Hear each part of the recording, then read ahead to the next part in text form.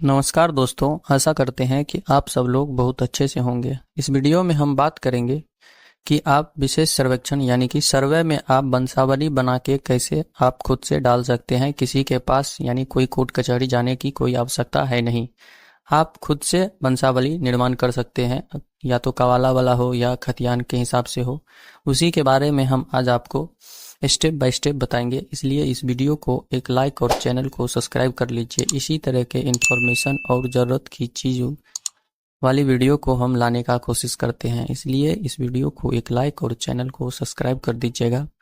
चलिए हम बात करते हैं हिंदू लॉ के आधार पर वंशावली कैसे बनाते हैं।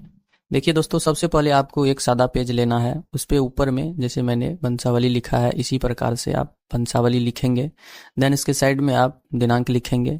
और इतना डेटा मैं आपको समझाने के लिए लिखा हूँ, इस प्रकार से नहीं, आप फ्रेश में बनाएंगे।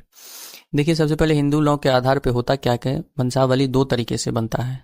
या तो आपके पास खतियान है और आप हिंदू हैं, तो हिंदू लॉ के आधार पर हिस्सा भाई और बहन का बराबर होता है। यदि आप मुस्लिम हैं तो ये आपके लिए वंशावली वैलिड नहीं है। ये हिंदू लॉ के आधार पे है। दोस्तों, यदि आपको वंशावली मुस्लिम लॉ के आधार पे चाहिए तो आप कमेंट जरूर करेंगे, हम मुस्लिम लॉ के हिसाब से वंशावली बनाएंगे। ठीक है दोस्तों, फिलहाल हम इसे हिंदू लॉ के आधार पर वंशावली समझते हैं। दोस्तों देखिए कि जैसे कि मेरे पास एक खतियान है और मेरे खतियान में राम यादव यानी कि जिसके नाम से खतियान है वो राम यादव के नाम से खतियान है, और उसके पिताजी का नाम रमेश यादव है। उसमें जमीन मालिकाना रकम यानी कि पहले जमाने का ये वर्ड है, और ऐसे ही वंशावली में लिखा जाता है, और ऐसे ही पहले भी लिखा जाता था, अभी भी लिखिएगा। मालिकाना यानी कि टोटल इसमें जमीन 40 डिसमिल है। ठीक है दोस्तों, इसमें 40 डिसमिल जमीन है और ये किशनगंज जिला के अंदर आता है। ठीक है दोस्तों, उसमें जमीन है। जो भी ये डेटा बता रहे हैं दोस्त, ये रफली मैंने तैयार किया हूँ बस आपको समझाने के लिए, ये किसी का डेटा एक्चुअली है नहीं। ठीक है दोस्तों, देखिए यहाँ पे ये किशनगंज जिला का है, मान के चलिए राम यादव का, उसके पिताजी का जमीन है, और वो इंतकाल यानी कि उसकी मृत्यु हो चुकी है, और उसके हिसाब से वंशावली बनाएंगे हम। तो किसे बनाएंगे, तो देखिए सबसे पहले हमको यहाँ ऊपर में वंशावली लिखना होगा। आप एक सादा पेज लेंगे, उस पर वंशावली लिखेंगे, फिर साइड में दिनांक लिखेंगे, और देखिए वहाँ पे नीचे में यहाँ पे लिखेंगे स्वर्गीय राम यादव। ठीक है, और इसके साइड में यानी कि यहाँ पे आप एक साइड में लिख दिए, यहाँ पे मान के चलिए हम स्वर्गीय राम यादव लिखे, और उसके नीचे डेटा ऐसे बनाते गए हम, जैसे ये मैंने बनाया हुआ है। और इस साइड जितना भी ये डाटा मैंने लिखा हुआ है सो इस साइड रहेगा। ठीक है दोस्तों, मैं फिलहाल इस लिखा हुआ को साइड कर दे रहा हूँ, समझाने में थोड़ा सही रहे। दोस्तों जैसे कि आप वंशावली लिखें, उसके बाद आप एक साइड में लिखेंगे राम यादव पिता इसका, उसके बाद लिखेंगे जमीन का डेटा यानी कि जिला किशनगंज, मौजा रामपुर, थाना देंगे, खाता देंगे, खसरा देंगे, रकबा देंगे, और जमाबंदी है तो जमाबंदी देंगे, नहीं तो छोड़ देंगे।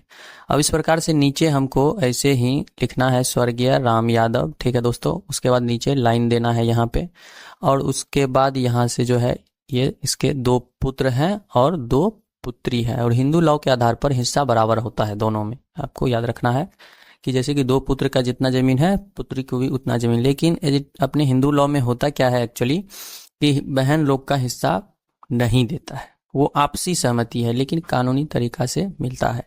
लेकिन आपको यहाँ सर्वे में करना क्या होगा कि दिखाना है सबका नाम, ऐसा नहीं कि हम 2 भाई दिए या बहन का नाम नहीं दिए। ठीक है दोस्तों, ये दिखाना है, और इसके लिए एक तरीका है लीगली तरीका। उसमें ये लीगली तरीका क्या है कि हम वो बता देते हैं आगे। जैसे कि यहाँ पे आप पुत्र का नाम दे दिए, एक पुत्र का नाम दे दिए, दूसरा पुत्र का नाम दे दिए, तीसरा पुत्री का दिए, चौथा पुत्री का दिए। ठीक है दोस्तों, अब यहाँ पे सबका हिस्सा दिखाएंगे किसको कितना कितना मिला, यानी कि 40 डिसमिल जमीन था, 4 पुत्र पुत्री हैं तो 10 डिसमिल सबको मिल गया। ठीक है दोस्तों, अब मान के चलिए इसको मुझे जमीन नहीं देना है, जैसे कि हिंदू लॉ में नहीं लेती है बहुत सारी बेटी। तो ऐसा करना है कि जैसे कि सबका डेटा दिखा देंगे, और यहाँ पे एक कॉलम में यहाँ नीचे में यहाँ हम लिखेंगे इसका नाम रानी कुमारी, मैं रानी कुमारी, मैं अपने हिस्से से, मैं यहाँ लिख भी देता हूँ दोस्तों, यहाँ लिखने में तो प्रॉब्लम होता है, आप समझिएगा और लिख दीजिएगा। मैं रानी कुमारी, मैं अपने हिस्से का जमीन अपने भाई लोग को अपना इच्छा अनुसार से देता हूँ।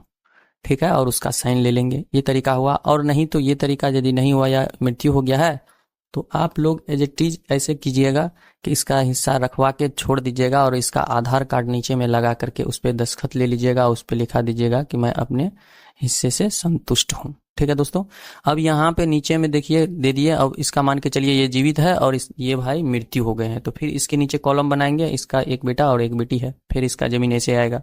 ठीक है, चारों तरीका से इसी प्रकार से हम बनाएंगे और नीचे लिखेंगे यहाँ प्रमाणित किया जाता है कि उपयुक्त दिए हुए जानकारी सही एवं सत्य है।